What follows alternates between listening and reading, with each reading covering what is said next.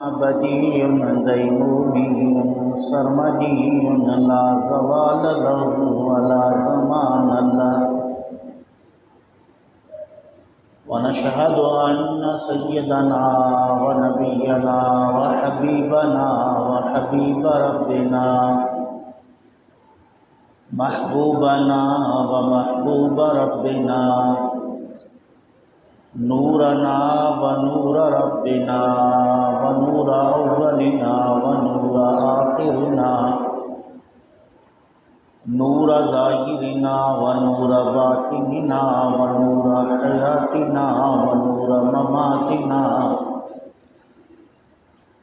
ونور أرواحنا ونور أجسادنا ونور بيوتنا ونور قبورنا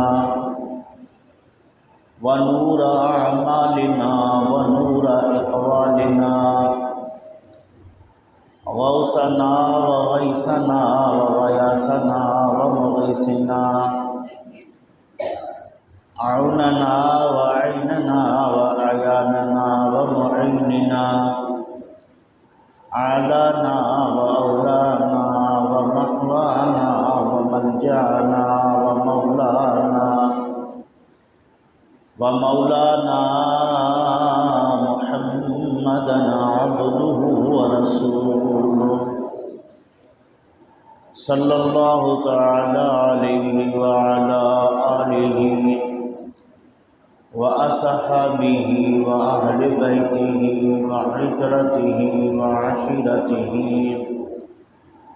وأزواجه وذرياته وعلماء أمته وصلحاء ملته وأهل سنته أجمعين. أما بعد فأعوذ بالله من الشيطان الرجيم. بسم الله الرحمن الرحيم. يا أيها الذين آمنوا اتقوا الله حق تقاته ولا تموتن إلا وأنتم مسلمون. آمنت بالله صدق الله مولانا العظيم وصدق رسوله النبي الكريم الأمين. وقال النبي صلى الله عليه وسلم إنما الأعمال بالنيات. وقال النبي صلى الله عليه وسلم لا يؤمن أحدكم حتى أكون أحب إليه من والده وولده والناس أجمعين. وقال رسول صلى الله عليه وسلم من أحيا سنتي فقد أحبني ومن أحبني وكان معي في الجنة. وقال صلى الله عليه وسلم من تمسك بسنتي عند فساد أمتي فله أجر 100 شهيد أو كما قال صلى الله عليه وسلم. وقال الله تعالى في مقام آخر بسم الله الرحمن الرحيم إن الله وملائكته يصلون على النبي يا أيها الذين آمنوا صلوا عليه وسلموا تسليما. اللهم صل على سيدنا ومولانا محمد وعلى آل سيدنا وأصحاب سيدنا ومولانا محمد وبارك وسلم عليه. عرش اعظم مسند رفعت رسول اللہ کی صلی اللہ علیہ وسلم دیکھنی ہے حشر میں عزت رسول اللہ کی. وہ جہنم میں گیا جو ان سے مستغنی ہوا، اے خلیل اللہ کو حاجت رسول اللہ کی۔ لا ورب العرش جس کو جو ملا ان سے ملا، بڑھتی ہے کونین میں نعمت رسول اللہ کی۔ تجھ سے اور جنت سے کیا مطلب منکر دور ہو، ہم رسول اللہ کے جنت رسول اللہ کی۔ حمد و صلاۃ کے بعد واجب الاحترام دوستان عزیز، برادران اسلام، آج کی اس بابرکت رات میں اللہ رب العالمین کے پاک کلام قرآن مجید فرقان حمید میں سے ایک آیت مقدسہ تلاوت کیا ہے۔ نبی کریم صلی اللہ علیہ وآلہ وسلم کی احادیث میں سے چند احادیث مبارکہ پڑھنے کی سعادت حاصل کی ہے۔ اللہ رب العزت کی بارگاہ میں دعا ہے کہ رب ذوالجلال مختصر وقت میں قرآن و سنت کی روشنی میں حق و سچ بیان کرنے کی توفیق نصیب فرمائے،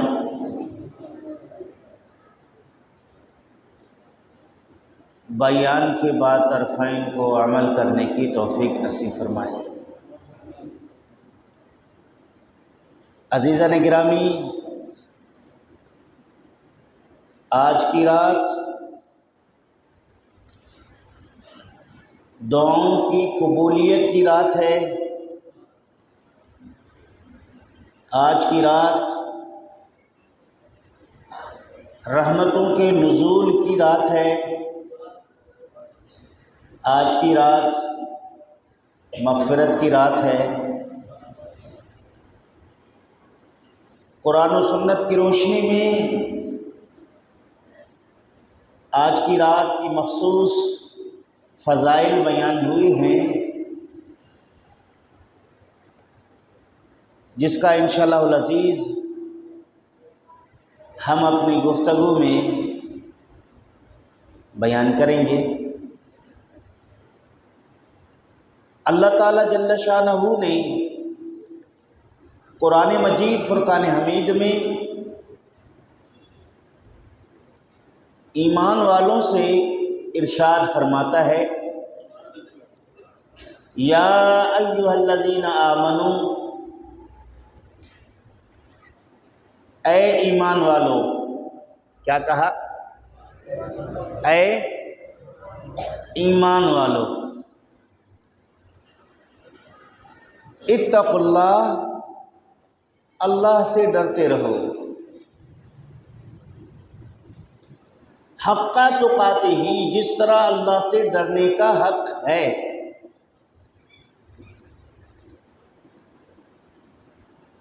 ایمان والو، اللہ سے ڈرو جیسا کہ اللہ رب العالمین سے ڈرنے کا حق ہے، اسی طرح ڈر کو اختیار کرو۔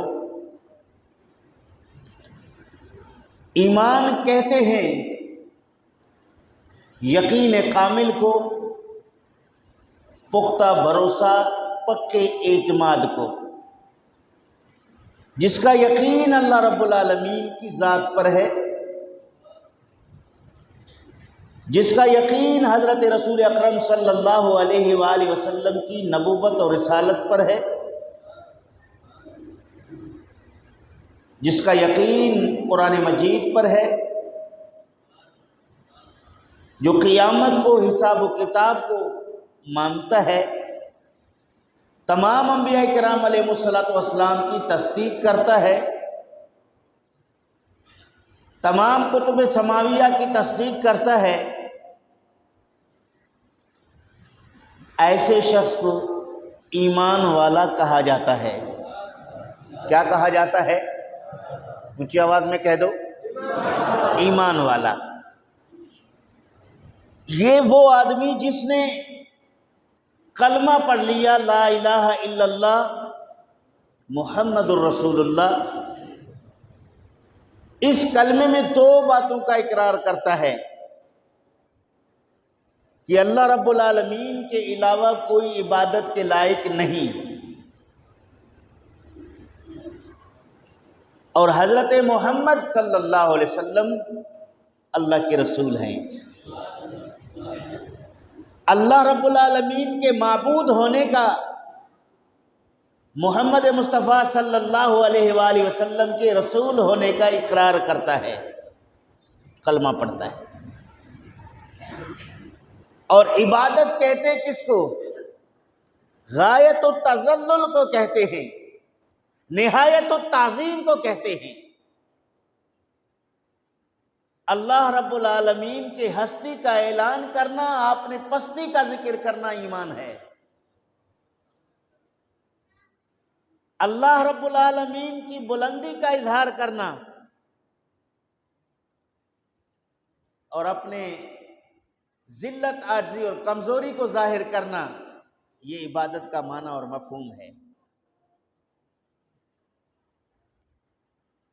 اور اللہ رب العالمین کی نہایت تعظیم کرنا، یہ عبادت کا معنی اور مفہوم ہے۔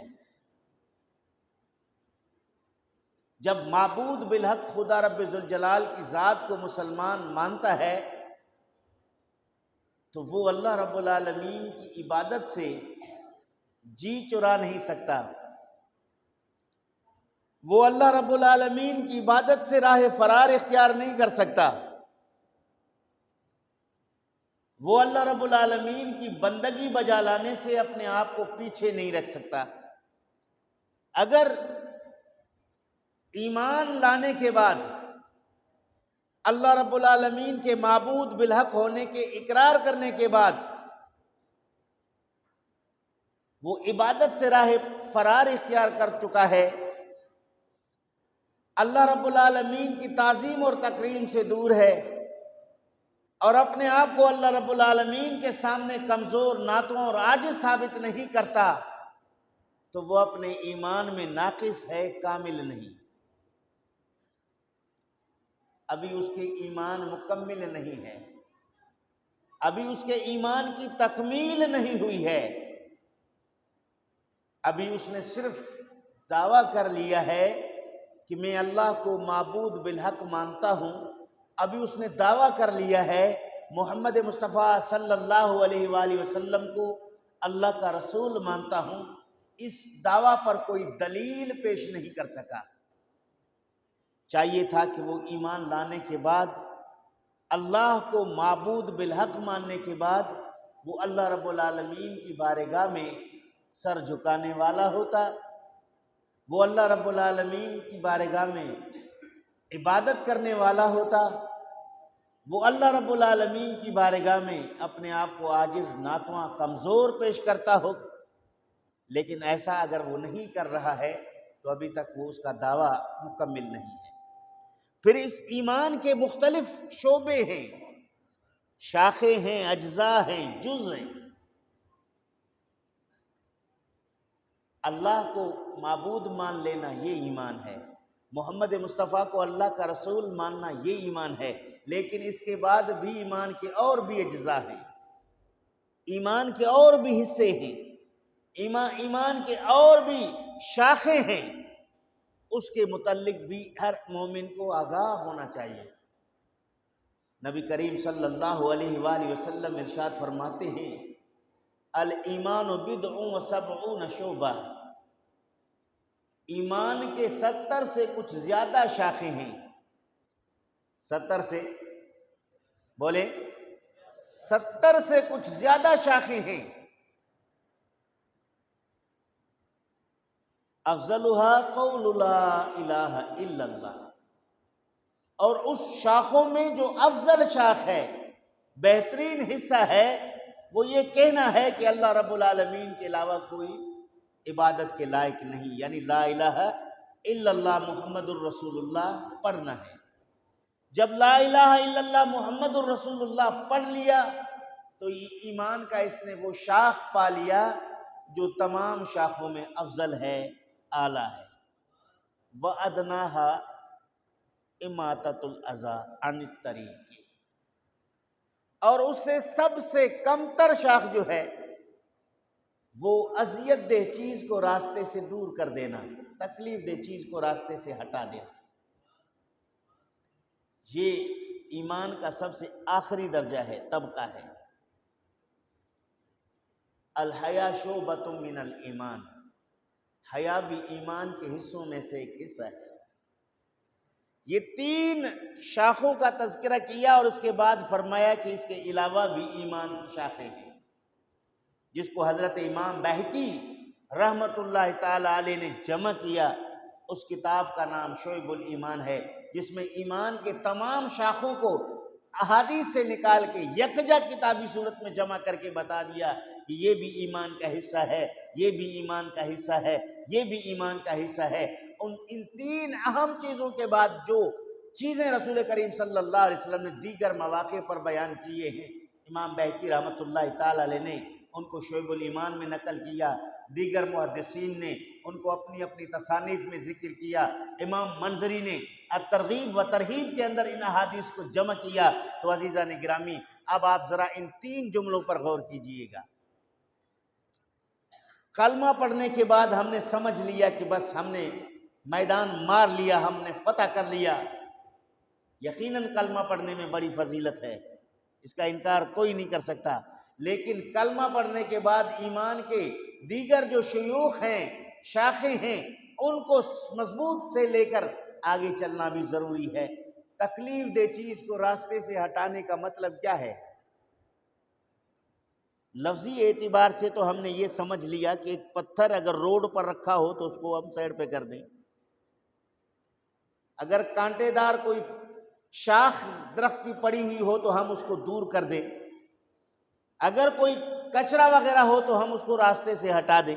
یقیناً یہ چیزیں اس میں شامل ہیں، لیکن یہاں مخلوق خدا کو ہر طرح کی تکلیف سے محفوظ رکھنا مراد ہے۔ جو چیزیں اللہ کی مخلوق کو تکلیف دینے والی ہوں، ان تمام سے اپنے آپ کو دور رکھنا ہے اور مخلوق خدا کو تکلیف دینے کے تمام راستوں کو بند کر کے صاف کرنا ہے۔ محلے میں شادی ہے، رات کے 3 بجے تک ڈول دماچے کی آواز ہو اور ساتھ میں پڑوسی کی نیند خراب ہو اور اس کو آرام کا وقت نہ دیا جائے، صبح میں اس کو اپنے کاروبار ڈیوٹی ملازمت پر جانا ہے، یہ اس کو تکلیف ہے یا نہیں ہے؟ بولیں۔ کسی کے بیٹے کی شادی ہے، اس کو خوشی ہے، ساتھ والے کو تکلیف ہے، تو وہ خوشی غیر شرعی ہے، رسول کریم صلی اللہ علیہ وآلہ وسلم نے اس سے روکا ہے۔ اپنے مہمانوں کے خاطر کسی کے راستے کو بند کر دینا ٹینٹ لگا کے، ٹھیک ہے، پڑوسی اگر برداشت کرتے ہیں، صبر کر لیتے ہیں، لیکن ان کے آنے جانے والے لوگوں کو، ان کے بچوں کو تکلیف ہے، تو یہ ایمان کے تقاضے کے خلاف ہے، ایمان کے شاخ کے خلاف ہے۔ ایمان تو یہ آپ سے مخلوق خدا کو تکلیف میں نہ ڈالنے سے روک رہا ہے، اور آپ مخلوق خدا کو تکلیف میں ڈال رہے ہیں، پھر کہہ رہے ہیں کہ میں مومن ہوں۔ اس طرح کی بہت ساری مثالیں موجود ہیں۔ لوگ صرف اپنے ترم خانی کو ثابت کرنے کے لیے مخلوق خدا کو تکلیف دے رہے ہیں، کریں کتنا کر سکتے ہیں؟ فرعون سے بڑا کوئی ظالم دنیا میں تھا؟ بولے کہاں ہے وہ؟ کہاں ہے؟ نمرود سے کوئی بڑا طاقتور اور مالدار تھا؟ کہاں ہے وہ؟ جن لوگوں نے، جن کے ظلم کی داستانیں تاریخ میں موجود ہیں، ان لوگوں کا وجود نہیں ہے، ان کی داستانیں ہیں، وہ اللہ رب العالمین کے عذاب اور گرفت میں مبتلا ہیں۔ اگر وہ ظالم اپنے ظلم کے ادوار کو گزار کے اللہ کی گرفت میں چلے گئے تو آج کا ظالم کیسے پوری زندگی ظلم کرتا رہے گا؟ شراب کی 4 بوتلیں پی کر چھت پہ چڑھ کے گالی گلوچ کے بازار کو گرم کر کے پڑوسیوں کو پریشان کر دے، صبح کو تسبیح اٹھا کے اللہ اللہ کرنا شروع کر دے، پھر کہے کہ میں مومن ہوں، میں بڑا نیک ہوں، میں بڑا حاجی ہوں، میں بڑا قاضی ہوں۔ تو مخلوق خدا کو تکلیف دینا یہ ایمان کے منافی ہے۔ مومن امن سے ماخوذ ہے، جس سے لوگ امن میں نہ ہوں وہ مومن کہلانے کا حقدار ہی نہیں ہے۔ مسلمان سلامتی سے ماخوذ ہے، جس سے مسلمان سلامت نہ ہوں، لوگ سلامت نہ ہوں، وہ نام کا مسلمان کس کام کا ہے؟ تو اس لیے اللہ رب العالمین نے فرمایا یا ایھا الذین آمنوا اتقوا اللہ، اے ایمان والو اللہ سے ڈرو، اللہ کی مخلوق کو تکلیف نہ دو۔ اے ایمان والو اللہ سے ڈرو، اللہ کی مخلوق کا حق نہ مارو۔ اے ایمان والو اللہ سے ڈرو، اللہ کے مخلوق کی عزتوں کے ساتھ نہ کھیلو۔ اے ایمان والو اللہ سے ڈرو، اللہ کی مخلوق سے اپنے آپ کو بلند برتر بالا نہ سمجھو، حق تقاتہ، جس طرح اللہ رب العالمین سے ڈرنے کا حق ہے۔ اس کے بعد فرمایا رب ذوالجلال نے وَلَا تَمُوتُنَّ، ہرگز نہ مرو، الا مگر مسلمان ہو کر، ہرگز نہ مرو اس حالت میں اگر دنیا سے جاؤ تو مسلمان ہو کر جاؤ۔ کیا ہو کر جاؤ؟ مسلمان ہو کر جاؤ۔ مسلمان کس کو کہتے ہیں جی؟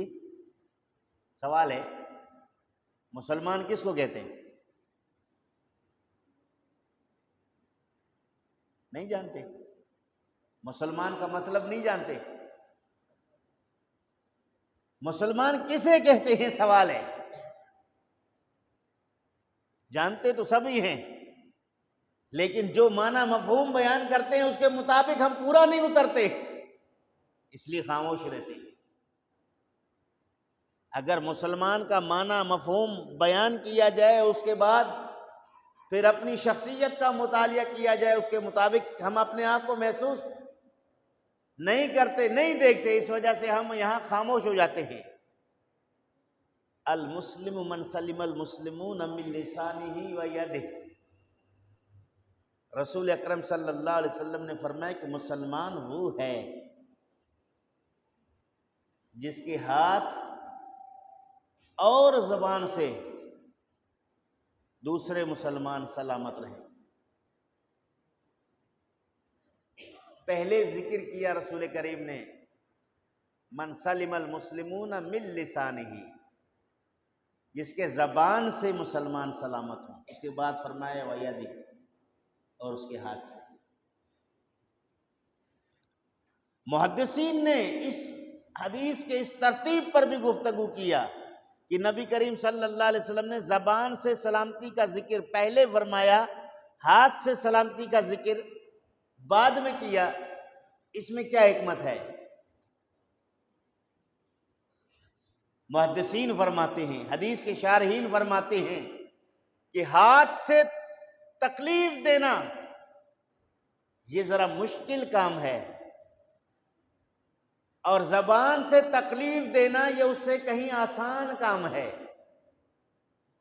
زبان سے تکلیف دینا وہ آسان کام ہے، اور ہاتھ سے تکلیف دینا یہ مشکل کام ہے، چونکہ یہ اگر کسی کے خلاف اپنے ہاتھ کو استعمال کرے گا تو وہ ہاتھ مروڑا بھی جا سکتا ہے، ہاتھ اٹھائے گا تو سزا پائے گا۔ اور پھر ہاتھ سے تکلیف دینے والے کو تکلیف جسے دیا جا رہا ہے اس کے ساتھ اس کے قریب ہونا ضروری ہے، اور زبان کی تکلیف کے لیے قریب ہونا ضروری نہیں ہے، زندہ ہونا ضروری نہیں ہے۔ مردہ کو بھی تکلیف دے سکتے ہیں، دور والے کو بھی تکلیف دے سکتے ہیں، غریب کو بھی تکلیف دے سکتے ہیں، امیر کو بھی تکلیف دے سکتے ہیں، حاکم وقت کو بھی تکلیف دے سکتے ہیں۔ کتنی زبانیں جس کے بارے میں کھل جائیں ایسا ہے اپنے گھر میں لوگ بیٹھ کر کتنے بڑے بڑے لوگوں کے لیے زبان استعمال کر رہے ہوتے ہیں، لیکن ہاتھ استعمال نہیں کر سکتے۔ اس وجہ سے رسول اکرم صلی اللہ علیہ وسلم نے زبان سے تکلیف دینے کا ذکر پہلے کیا کہ مسلمان ایسا ہو جس کے زبان سے بھی دوسرے مسلمان سلامت ہوں، نہ وہ کسی کو گالی دیتا ہو، نہ وہ کسی کے خلاف جھوٹی گواہی دیتا ہو، نہ وہ کسی کی چغلی کھاتا ہو، نہ وہ کسی کی غیبت کرتا ہو۔ زبان سے جب اپنے آپ کو کنٹرول کر لے اور دوسرے مسلمانوں کے عزت نفوس کا خیال رکھتے ہوئے زبان کو قابو کر لیتا ہے تو یہ مسلمان ہے۔ زبان اس کے اختیار میں ہے، چاہے تو جھوٹی گواہی دے دے، چاہے تو وہ اس کی غیبت کر دے، چاہے تو اس کو بدشد کے کلمات سے یاد کرے، لیکن نہیں کرتا۔ نہ کرنے کی وجہ یہ ہے کہ اسلام نے اسے روکا ہے۔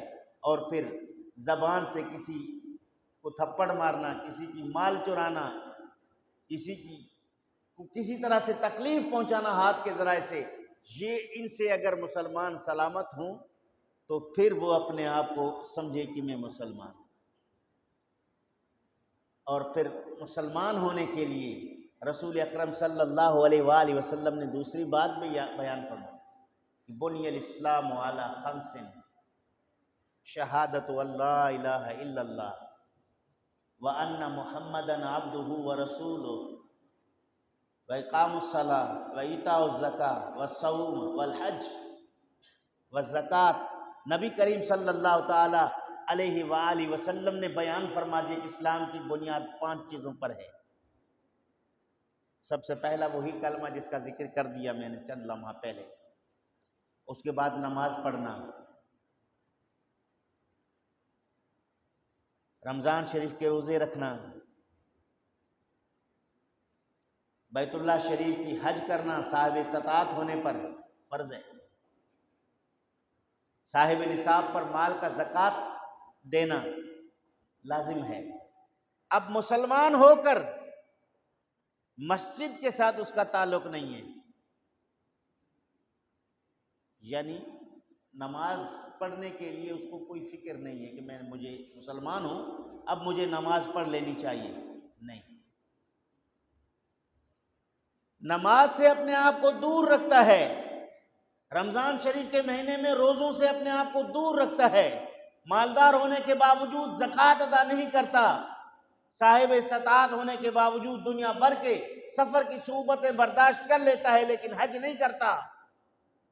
ایسا آدمی بھی کہہ دیتا ہے کہ میں مسلمان ہوں تو صرف اسلام کا لیبل لگا ہوا ہے، حقیقی طور پر اسلامی احکامات پر عمل کرنا جو اسے چاہیے تھا وہ نہیں کر رہا۔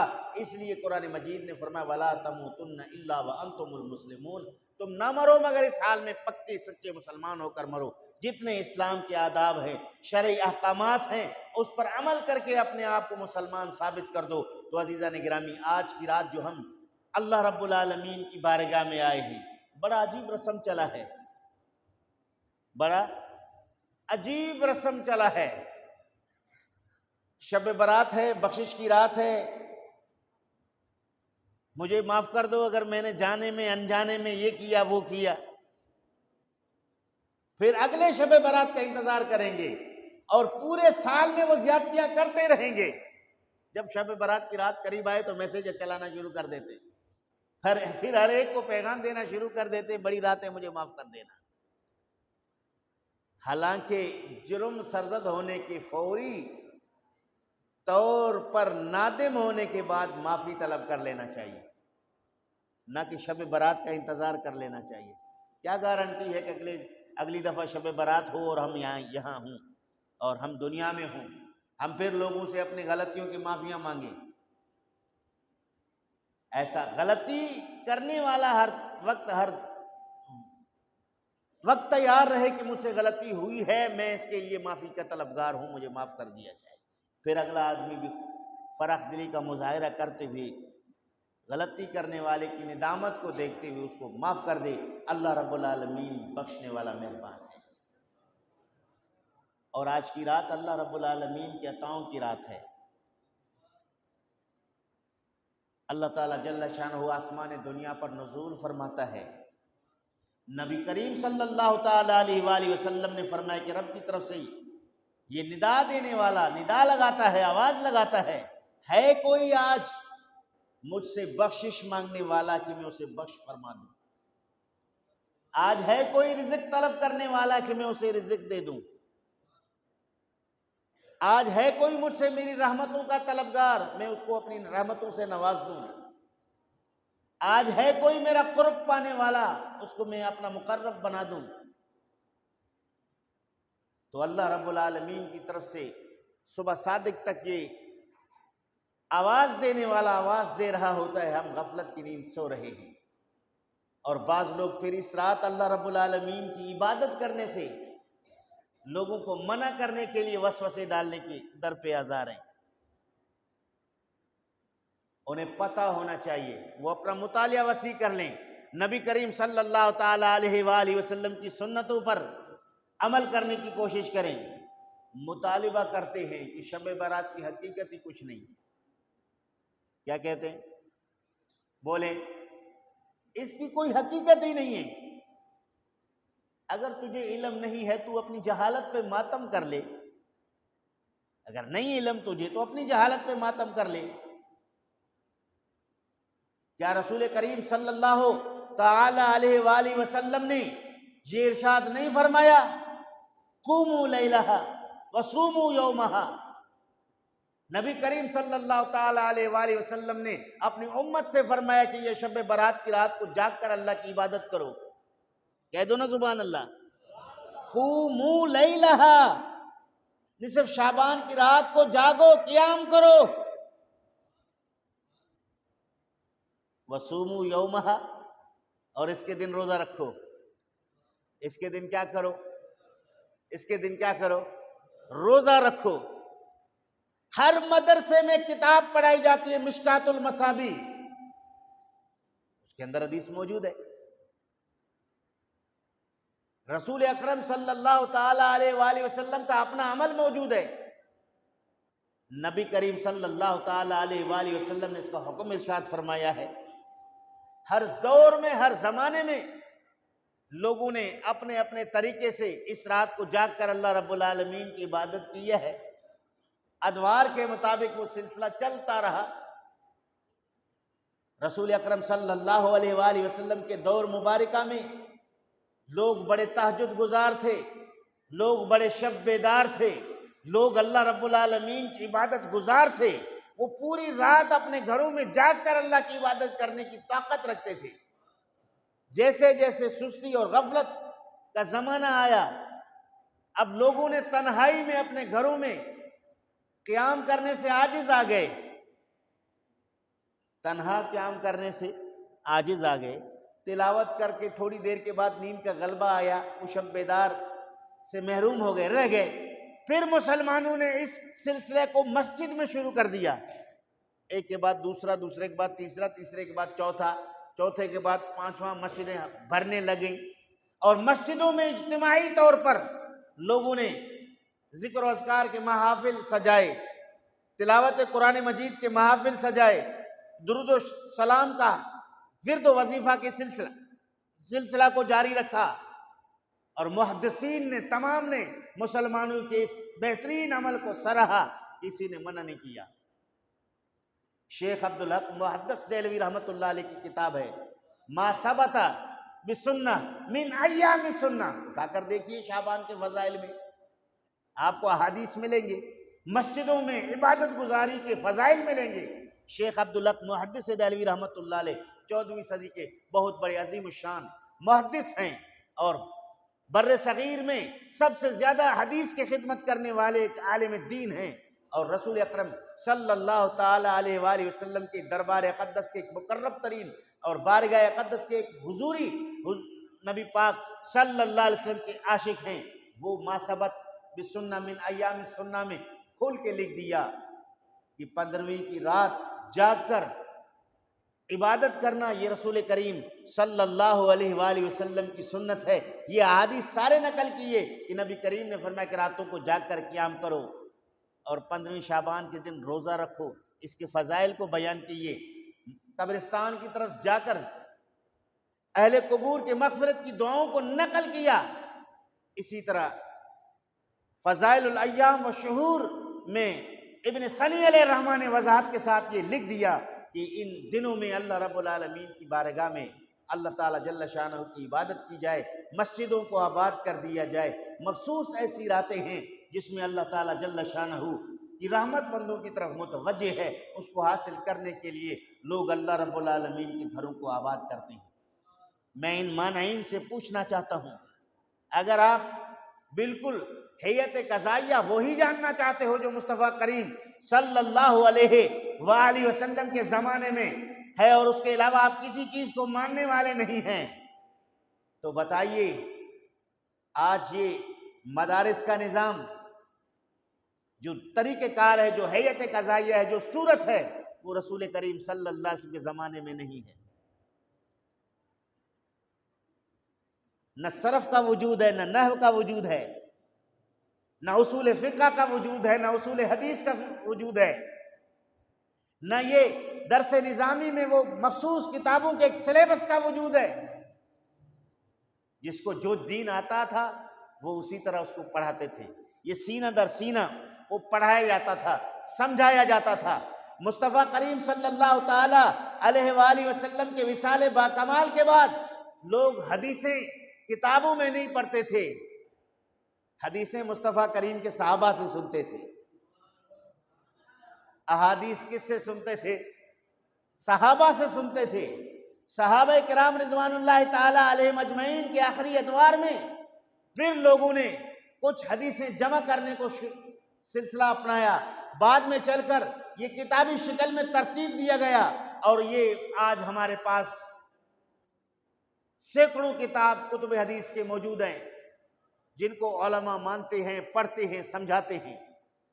اور اس کے بعد جو 10 سال، 8 سال، 12 سال یا 6 سال جو کورس ہے مدرسے کے زمانے کے اعتبار سے ترتیب دیتے رہے، پھر ایک جلسہ کرنا، تمام لوگوں کو جمع کرنا، لنگر پکانا، علماء کا علم اور علم اور علماء کے فضائل پر گفتگو کرنا، پھر ان مدرسے کے درس نظامی کے طلباء کو جو پڑھ کر فارغ ہوئے ہیں ان کو جبے پہنانا، ان کے سر پر جناب ٹوپی یا پگڑی پہنوانا، یہ سلسلہ بھی تو کئی عرصہ بعد چلا ہے۔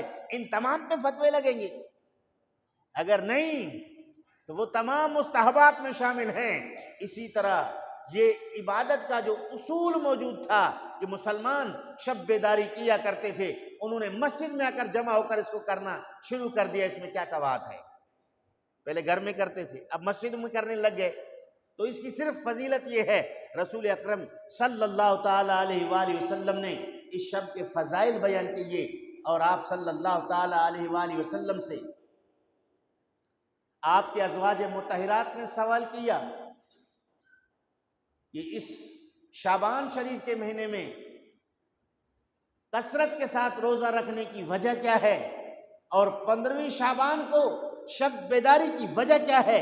مصطفیٰ کریم صلی اللہ علیہ وآلہ وسلم نے فرمایا کہ شعبان شریف میں کثرت کے ساتھ روزہ رکھنا یہ رمضان شریف کی تعظیمی استقبال ہے۔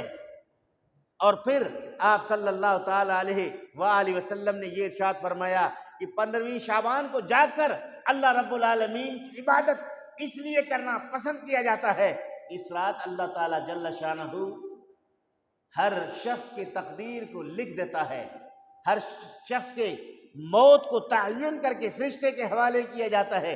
رسول کریم نے فرمایا کہ میں اس چیز کو پسند کرتا ہوں کہ میرے آخری دن کا تعین کیا جائے اور میں روزے داروں میں ہوں، میں شب بیدار عبادت گزاروں میں ہوں۔ تو عزیزان گرامی، اس طرح کی بہت سارے احادیث موجود ہیں، اس میں عبادت کرنے کو ترجیح دیا گیا ہے۔ لیکن ایک بات آپ کو یہ بھی بتاتا چلوں کہ عبادات بے شک شب بیداری کریں آپ، لیکن شب بیداری تک کو اپنے آپ کو مخصوص نہ رکھیں، محدود نہ رکھیں۔ جو فرائض ہیں عبادات میں اس کے تارک نہ بنیں۔ شب بیداری کا مزہ تب ہے نا نماز پنجگانہ میں مقروض نہ ہوں، صبح فجر کی نماز پڑھنے کا حکم اللہ نے دیا ہے، نہیں پڑھو گے گناہگار ہو جاؤ گے، لیلۃ القدر یا شب برات رات کو جاگ کر عبادت کرو گے تمہیں اجر و ثواب ملے گا۔ اگر کسی مسلمان نے عشاء کی نماز پڑھ کر سو گیا، کوئی باز پرس نہیں ہے کہ آپ نے 15 شعبان کو کیوں نہیں جاگا تھا، کیونکہ فرض نہیں ہے، اس کا حساب نہیں ہوگا کہ آپ نے 15 شعبان کی شب کو جاگ کر عبادت کیوں نہیں کی، لیکن فجر کی نماز ترک کرنے کا حساب ہوگا کیونکہ فرض ہے، ظہر کی نماز ترک کرنے کا حساب ہوگا کیونکہ وہ فرض ہے، اسی طرح عصر کی نماز ترک کرنے کا حساب ہوگا کیونکہ وہ فرض ہے، اسی طرح مغرب کی نماز کو ترک کرنے کا حساب ہوگا کیونکہ وہ فرض ہے، اسی طرح عشاء کی نماز ترک کرنے کا حساب ہوگا کیونکہ وہ فرض ہے۔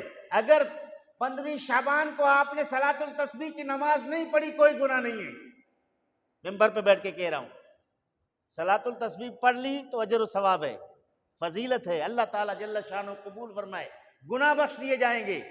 لیکن اگر کسی نے نہیں پڑھی صلاۃ التسبیح کی نماز تو وہ گناہگار، بولو گناہگار نہیں ہے، لیکن عشاء ترک کیا تو، وتر کی نماز کو ترک کیا تو گناہگار ہے، لیکن صلاۃ التسبیح ترک کیا تو گناہگار نہیں ہے۔ اور عشاء کے بارے میں سوال ہو، بندہ عشاء قضا کر کے شب بیداری میں آ کے صلاۃ التسبیح پڑھ رہا ہے، صلاۃ التسبیح میں بھی وقت لگتا ہے نا، صلاۃ التسبیح کے لیے بھی وضو کرنا پڑتا ہے نا، صلاۃ التسبیح کے لیے بھی جسم اور لباس کو پاک رکھنا پڑتا ہے نا، جب صلاۃ التسبیح کے لیے سارے اہتمام کرتے ہو تو عشاء کے لیے کیوں نہیں کرتے؟ جس کا حساب دینا ہے، یہی اہتمام مغرب کے لیے کیوں نہیں ہے؟ یہی اہتمام عصر کے لیے کیوں نہیں ہے؟ یہی اہتمام ظہر کے لیے کیوں نہیں ہے؟ یہی اہتمام جناب والا فجر کے لیے کیوں نہیں ہے؟ معلوم ہوا کہ ہم عبادات کے درجات سے ابھی تک غافل ہیں۔ اگر ساری نمازوں سے آپ اپنے آپ کو دور رکھیں، صلاۃ التسبیح کو پڑھیں، وہ صلاۃ التسبیح کسی کام کا نہیں ہے، کسی کام کا نہیں ہے عزیزان گرامی، چونکہ اللہ رب العالمین کے فرائض کو ترک کر کے نوافل کی طرف جانے والا، اس پر فقہاء کرام نے کلام بھی کیا ہے کہ اگر فرض کو ترک کر کے کوئی نفل پڑھتا ہے، اس کی نفل اللہ کو قبول ہی نہیں ہے۔ فرض سے بے پرواہ ہو جائے، نفل پڑھ لے۔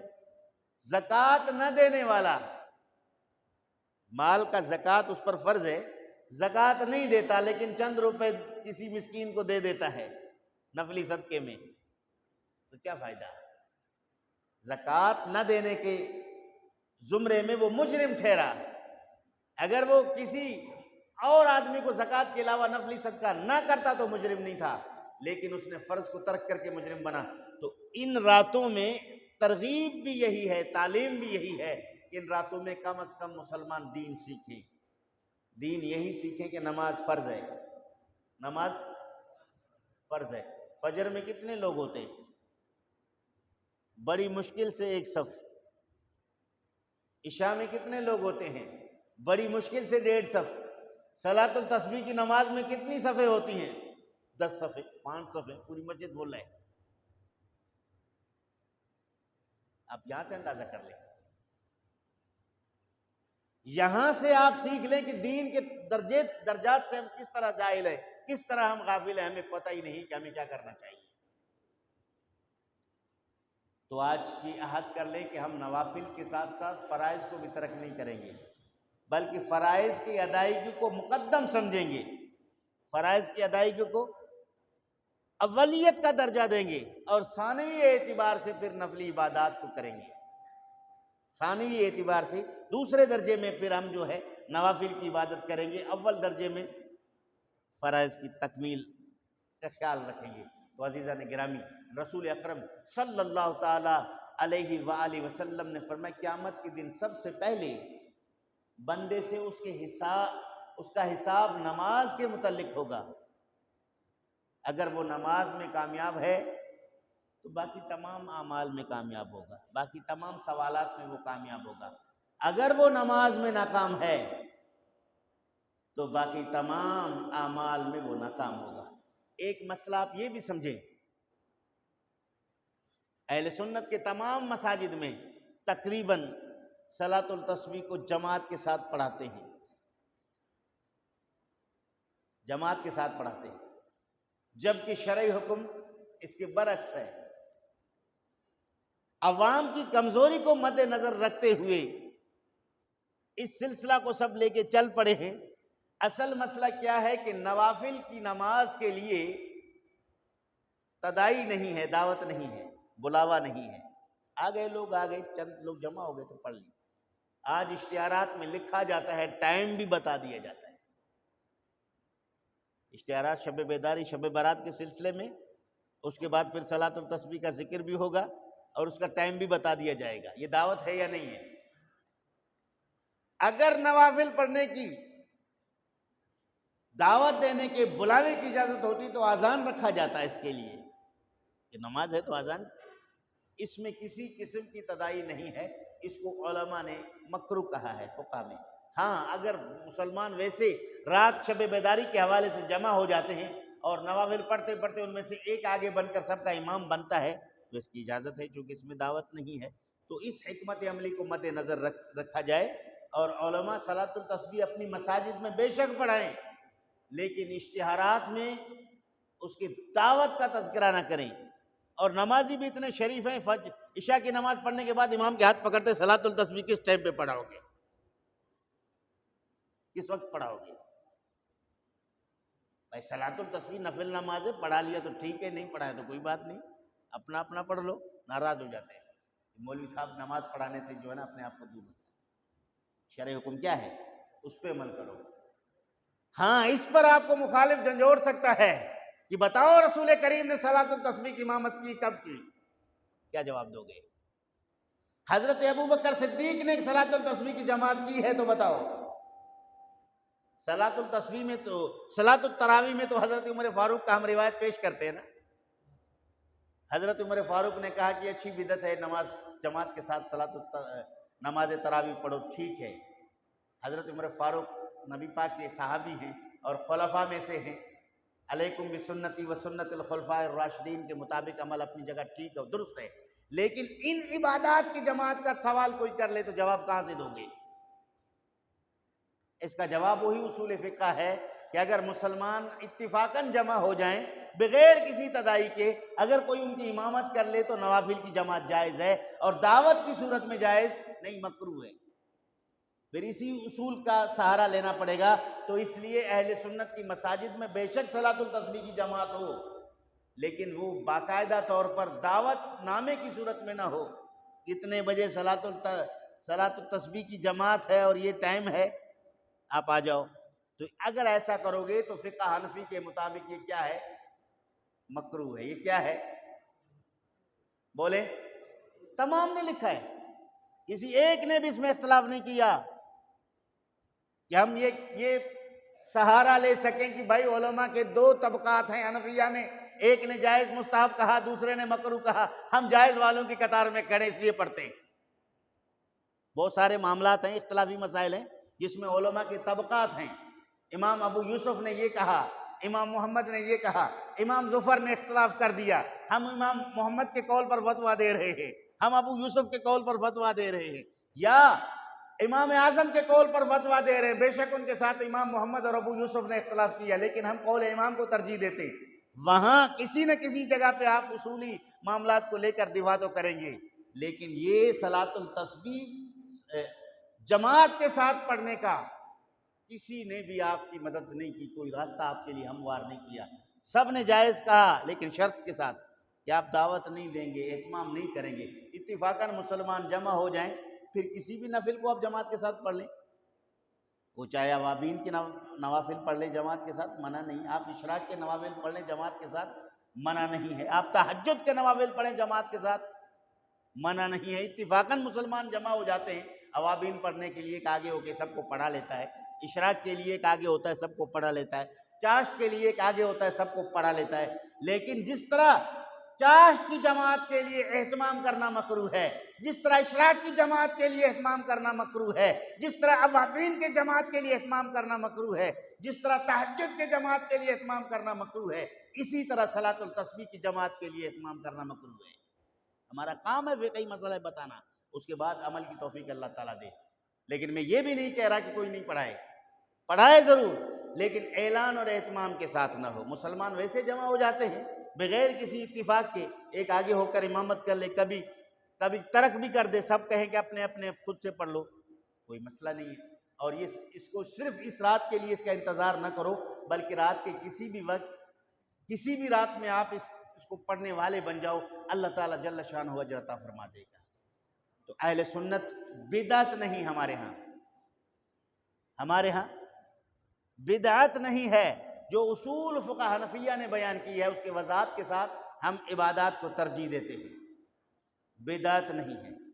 بدعت، ہم بدعت کے قائل نہیں ہیں کہ ہم کہہ دیں کہ نہیں تمام منع کر دیں لیکن ہم کریں گے، ایسا نہیں ہے۔ تو لہٰذا نوافل کے باب میں اس چیز کو ہمیشہ یاد رکھو، اور فرائض کو کبھی ترک نہ کرو، فرائض کو کبھی ترک نہ کرو۔ ہاں یہ مسئلہ بھی سمجھ لو کہ نفل کی نماز مسجد سے گھر میں پڑھنا افضل ہے، نہیں سمجھے بات؟ نفل کی نماز مسجد سے گھر میں پڑھنا افضل ہے۔ نوافل گھر میں پڑھنا افضل اس لیے ہے کہ وہ گھر قبرستان نہ بن جائے، گھر میں افضل اس لیے ہے کہ وہ گھر کسی عبادت گزار کا گھر بن جائے، گھر میں افضل اس لیے ہے کہ گھر میں جتنے بیوی بچے آپ کے ہیں وہ آپ کی عبادت سے وہ سبق لیں اور وہ عبادت گزار بن جائیں۔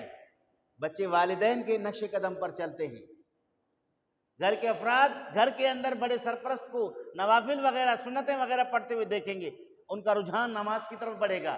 اس میں یہ حکمتیں ہیں۔ مصطفیٰ کریم صلی اللہ علیہ وآلہ وسلم کی سنت طیبہ یہی ہے کہ آپ سنتیں گھر میں ادا فرماتے، نوافل گھر میں ادا فرماتے، اور پھر آپ مسجد شریف میں تشریف لا کر لوگوں کی امامت فرماتے تھے۔ اور یہاں پھر بعض اہل علم طبقات جو مسجد میں نماز جماعت کے منتظر ہیں، ان میں غلطیاں موجود ہیں، ان میں غلطیاں موجود ہیں، ان کی تربیت نہیں ہوئی یا وہ توجہ نہیں دے رہے ہیں۔ وہ بسا اوقات منتظر جماعت ہیں کہ مکبر تکبیر کے لیے کھڑا ہوتا ہے تو لوگ آستین چڑھا کے کھڑے ہو جاتے ہیں، امام بیٹھا ہوا ہے یا امام ابھی مصلی پر آیا نہیں ہے، مکبر نے تکبیر کہنا شروع کر دیا، مقتدی کھڑے ہو گئے، مقتدی بولے کھڑے ہو گئے۔ میں کہتا ہوں کہ فقہ کرام کی تمام کتابیں اٹھاؤ، اصول کے دیگر جتنی کتابیں ہیں سب نے یہ لکھا کہ امام اور مقتدی اس وقت اٹھیں جب مکبر حی علی الصلاۃ کے کلمات کہے۔ کیا کہے؟ حی علی الصلاۃ کے کلمات کہے۔ عمدۃ الرایہ میں عبدالحی لکھنوی نے اس پر زور دیا، اس پر زور دیا، مختصر الوقایہ کے شرح میں اس پر زور دیا، اور پھر اس نے یہ ثابت کیا کہ اگر امام اپنے مصلی پر بیٹھا ہوا ہے یا امام بھی مسجد میں ہے اور مکبر کے پہلی تکبیر کے ساتھ کھڑا ہوا ہے تو ایسا کرنا مکروہ ہے۔ ایسا کرنا کیا ہے؟ مکروہ ہے۔ اور اس کے حاشیے میں مکروہ تحریمی کا لفظ لکھا، اسی عبدالحی لکھنوی کا ہم خیال اسی عمدۃ الرایہ شرح وقایہ کا ترجمہ کرتے ہوئے اردو میں اس عبارت کا ترجمہ کرتے ہوئے ڈنڈی مارنا شروع کر دیا۔ کہا کہ حاشیے میں، پھر اپنا حاشیہ لگا دیا، اس کے اوپر اپنا حاشیہ لگا دیا، کہا کہ اگر کھڑا ہو جائے تو اس میں کوئی حرج نہیں ہے۔ بھائی مکروہ تحریمی کے عمل میں کوئی حرج نہیں ہے تو پھر بچا کیا پیچھے؟ وہ مکروہ تحریمی کہہ کر روک رہے ہیں اور آپ کہتے ہیں اس میں کوئی حرج نہیں ہے۔ ہاں علماء نے اس کی وضاحت یہ کی ہے کہ رسول کریم صلی اللہ تعالی علیہ وآلہ وسلم نے صحابہ کرام رضوان اللہ علیہم اجمعین سے ارشاد فرمایا کہ تم اس وقت نماز کے لیے کھڑے ہو جاؤ جب مجھے دیکھو، جب مجھے دیکھو تو پھر کھڑے ہو جاؤ۔ یہ بخاری کے اندر حدیث موجود ہے۔ اس کے شارحین لکھتے ہیں کہ نبی کریم صلی اللہ تعالیٰ علیہ وسلم کا حجرہ مبارک مسجد نبوی کے ساتھ بالکل قریب تھا، اور حضرت بلال نبی پاک کو نماز کے وقت کا اطلاع دے کر حضور سے اجازت لے کر وہ اقامت کہنا شروع کر دیتے تھے، اور وہ جب حی علی الصلاۃ کے کلمات کہنا شروع کرتے تھے، حضور اپنے حجرہ مبارک سے باہر تشریف لاتے تھے، صحابہ نبی کو دیکھ کر کھڑے ہو جاتے تھے، اور وہ کبھی قد قامت الصلاۃ کے وقت نبی پاک کو دیکھتے تھے، کبھی حی علی الصلاۃ کے وقت نبی پاک کو دیکھتے تھے، یعنی اشہد ان محمد الرسول اللہ کے بعد یہ عمل ہوتا تھا۔ نبی کریم صلی اللہ تعالی علیہ وسلم کا یہی سنت ہے۔ اور بعض علماء نے کہا کہ اگر امام مکبر نے تکبیر کہنا شروع کر دیا، امام اسی وقت مسجد میں داخل ہو گیا تو سب کھڑے ہو جائے، کوئی حرج نہیں ہے۔ امام مسجد کے اندر داخل ہو گیا، اگر امام پہلے سے بیٹھا ہوا ہے تو اس وقت تک کھڑے ہونے کی اجازت نہیں ہے جب تک امام کھڑا نہ ہو۔ اگر امام پیچھے کی طرف سے آتا ہے تو پہلی صف پچھلی صف سے جب امام کا گزر ہو تو وہ صف کھڑا ہو جائے، اس کے بعد دوسری صف سے امام کا گزر ہو تو وہ صف کھڑا ہو جائے، اس کے بعد تیسری صف سے امام کا گزر ہو تو وہ صف کھڑا ہو جائے، اس کے بعد پہلی صف سے امام کا گزر ہو تو وہ صف کھڑا ہو جائے اور امام مصلی پہ آئے، نماز شروع کر دے۔ یہ طریقہ کار ہے۔ لیکن مدرسے کے فضلاء آج کل پہلے کھڑے ہونے کو ترجیح دیتے ہیں اور خود فقہ حنفی کی مخالفت کرتے ہیں، اور شب بیداری شب برات میں اگر مسلمان مسجد میں جمع ہو جائیں تو جٹ سے یہ بدعت کا فتویٰ لگاتے ہیں۔ تو عزیزان گرامی، پتہ چلا کہ اصولی طور پر وہ بھی فقہ کے اقوال پر عمل نہیں کر رہے، بس ظاہر اپنے آپ کو حنفی کہلاتے ہیں، اس کے بعد وہ نہیں کرتے۔ اور بعض لوگ امام کو اتنا پابند کرتے ہیں کہ امام اقامت کے دوران اگر یا اقامت سے قبل وقت نماز پہ اگر کسی سے رک کر کچھ باتیں کرنے لگے تو لوگ برا مانیں گے کہ نماز کا وقت ہو گیا، امام اس سے باتیں کر رہا ہے۔ امام کسی کا غلام نہیں ہے، امام کسی کا بولے امام مقتدیوں کی رعایت ضرور کرے گا، مقتدیوں کو پریشان نہیں کرے گا، مقتدیوں کا وقت ضائع نہیں کرے گا، یہ امام کے اوپر لازم ہے۔ لیکن کسی ضرورت کے وقت اگر امام ایک آدھ منٹ آگے پیچھے ہو جائے تو مقتدیوں کا یہ حق نہیں بنتا کہ امام سے ناراضگی کا اظہار کرے۔ ہاں، عادی اگر کوئی ہے، عادی ہے، ہر دفعہ وہ اگر کوئی اس طرح کا عمل کرتا ہے تو بے شک اسے اس کی اصلاح کے لیے باقی نمازی اپنے پریشانیوں کو احترام کے ساتھ اس کے سامنے رکھیں گے کہ ہم کاروباری لوگ ہیں، ہم دکاندار لوگ ہیں، ہم تاجر لوگ ہیں، ہم میں بوڑھے ہیں، بیمار ہیں، معذور ہیں، ان کا وقت آپ ضائع نہ کریں۔ جماعت میں فرق پڑ رہا ہے، لوگ پیچھے ہو رہے ہیں، کم ہو رہی ہے تعداد، تو آپ خیال رکھیں، وہ ایک الگ چیز ہے، لیکن ناراضگی کا اظہار نہ کریں، چودراہٹ نہ دکھائیں، چونکہ امام کا بڑا عزت اور مقام اور مرتبہ ہے، اس کا خیال رکھیں۔ آج کل اس کا فقدان ہے۔ ہماری مسجد تو الحمدللہ یہاں کے لوگ انتہائی تعظیم اور تکریم کے ساتھ اپنے امام سے پیش آتے ہیں، ہمیں یہاں اپنی مقتدیوں سے کوئی شکایت نہیں، کوئی شکوہ نہیں، نہ کبھی ہمیں اس طرح کے مسئلہ کا سامنا کرنا پڑا ہے۔ لیکن ارد گرد کے مساجد کے مسائل ہمارے پاس آ رہے ہیں کہ فلاں صاحب کو فلاں نے ایسا کہا، فلاں صاحب کو فلاں نے ایسا کہا، تو اس طرح نہیں ہونا چاہیے۔ مساجد کے امام کے بڑے مقام اور مرتبے ہیں، اس کا خیال رکھا جائے۔ تو عزیزان گرامی، آج کی رات ہم شب بیداری کے حوالے سے آئے ہیں، اپنی مسجد کی آباد کرنے کے لیے ہم آئے ہیں، تو مسجدوں میں ہم شب بیداری بھی کریں گے، تلاوت قرآن مجید بھی کریں گے، نوافل بھی پڑھیں گے، درود و سلام کا ورد و وظیفہ بھی جاری رکھیں گے، لیکن یہ عہد بھی کریں گے کہ ہم کبھی فرض ترک نہیں کریں گے۔ ہم کبھی فرض، میں نے فرض کہا ہے، نماز نہیں کہا، کبھی فرض ترک نہیں کریں گے۔ فرض صرف نماز نہیں ہے، رزق حلال اپنانا بھی فرض ہے،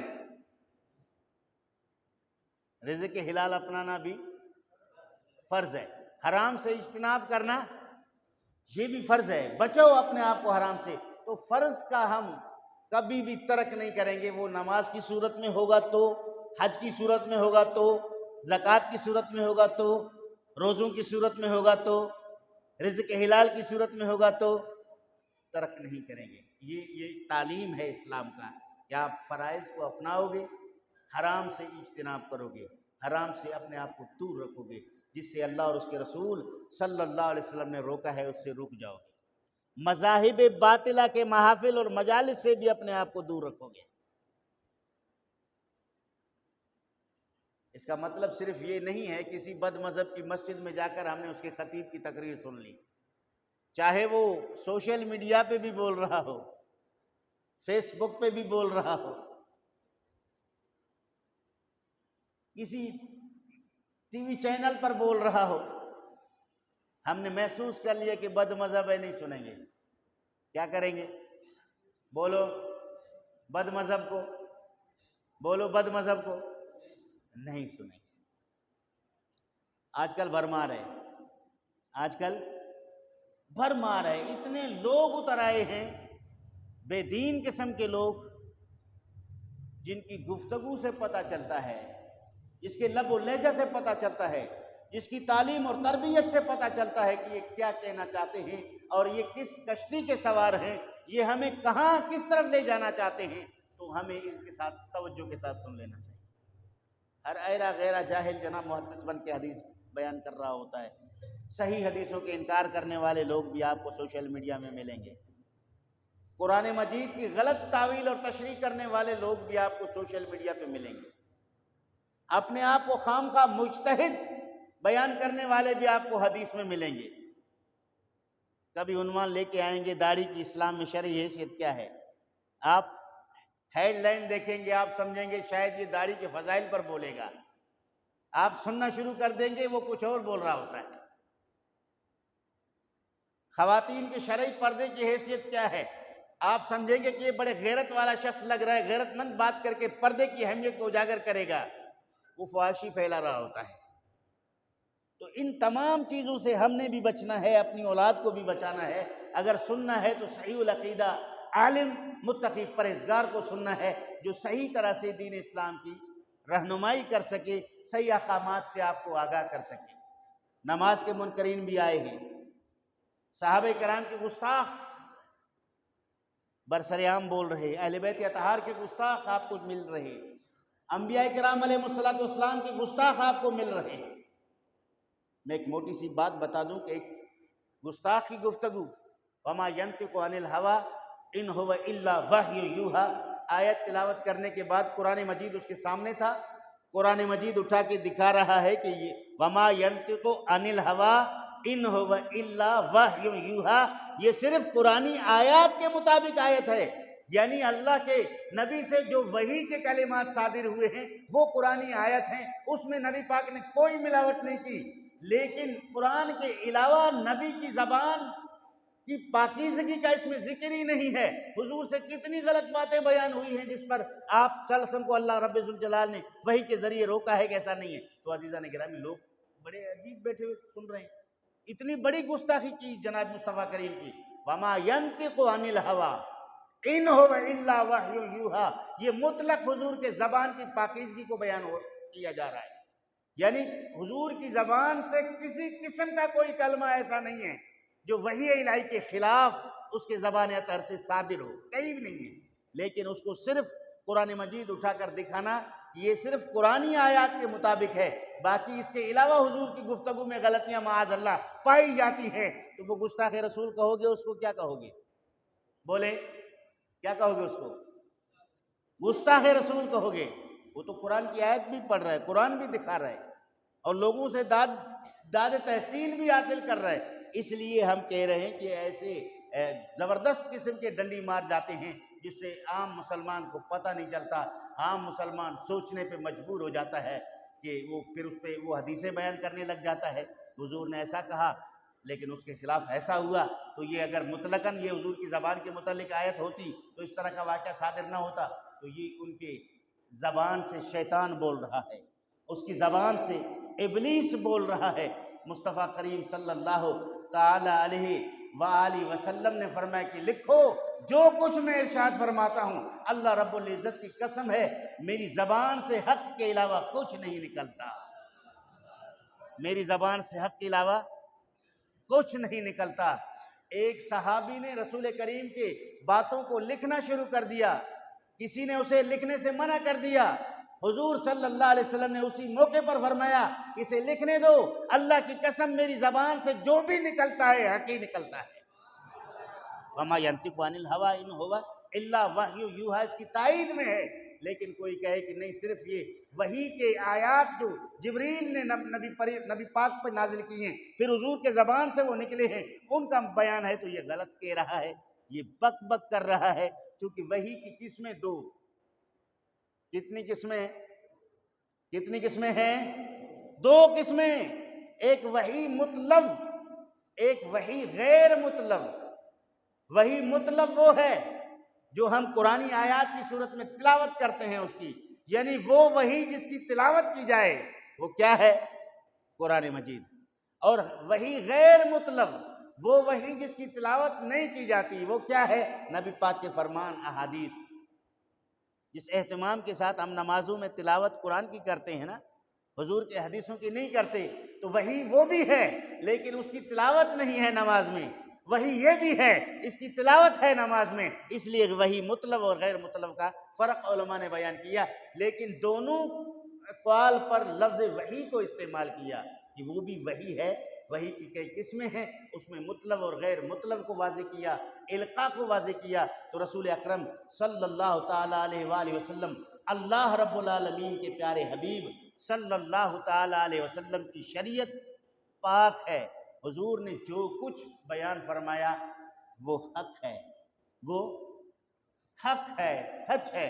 جس طرح قرآن مجید کی آیتیں منسوخ ہوئی ہیں، اس کے بدلے میں دوسری آیات کا نزول ہوا ہے، اسی طرح احادیث منسوخ ہیں، اس کے متعلق دوسری حدیثوں نے اس کو دوسرے حکم کو لاگو کر کے پچھلے حکم کو اٹھا لیا ہے۔ اس کا مطلب یہ نہیں کہ معاذ اللہ نبی پاک صلی اللہ علیہ وسلم کی ایک حدیث دوسری ہو اور اس کے بعد پھر دوسرا حکم آ جائے، ہم پہلے والے کو معاذ اللہ غلطی کہہ دیں، دوسرے والے کو اللہ رب العالمین کی طرف سے حکم کہہ دیں، جیسے مرزا جہلمی کہہ رہا ہے، مرزا جہنمی کہہ رہا ہے۔ تو اس سے سمجھ لینا چاہیے کہ رسول کریم صلی اللہ علیہ وآلہ وسلم نے جو فرمایا وہ حق ہے۔ نبی پاک صلی اللہ تعالیٰ علیہ وآلہ وسلم نے بیت المقدس کی طرف نماز پڑھی ہے، وہ بھی حق ہے، اور بیت المقدس کے قبلہ کو ترک کر کے بیت اللہ شریف کی طرف منہ کر کے نمازیں پڑھی ہیں، وہ بھی حق ہے۔ کوئی یہ نہیں کہہ سکتا کہ معاذ اللہ پہلے غلطی پر وہاں نماز پڑھتے تھے، بعد میں اللہ نے بتایا تو اس طرف منہ کر لیا۔ تو ایسا کہنے والا گستاخ رسول ہے، ایسا کہنے والا دین اسلام کا گستاخ ہے، چونکہ اللہ تعالیٰ جل شانہ نے نجمن رفتہ رفتہ احکامات اپنے پیارے محبوب صلی اللہ علیہ وآلہ وسلم پر نازل فرمائے ہیں، اور وقت کے تقاضے کے تحت بعض چیزوں کو اٹھا دیا ہے اور بعض کو باقی رکھا ہے۔ جن کو باقی رکھا ہے وہ قیامت تک رہیں گے، جن کو اٹھا دیا گیا ہے وہ بھی جب تک اس پر مسلمان عمل کرتے رہے عمل ہوتا رہا۔ جب نبی کریم صلی اللہ علیہ وآلہ وسلم نے اس کو ترک کر دیا وہ متروک ہو گئے، لیکن اس کے حقانیت سے کوئی انکار نہیں کر سکتا۔ تو اللہ تعالیٰ جل شانہ عمل کی توفیق نصیب فرمائے۔ طبیعت تھوڑی سی ٹھیک نہیں تھی تو اس وجہ سے خاص اہتمام کے ساتھ میں نہیں آیا، آپ کی محبت کو دیکھ کر کچھ گفتگو طویل ہو گئی ہے۔ اللہ تعالیٰ جل شانہ عمل کی توفیق نصیب فرمائے، اور صلاۃ التسبیح کی نماز انشاءاللہ العزیز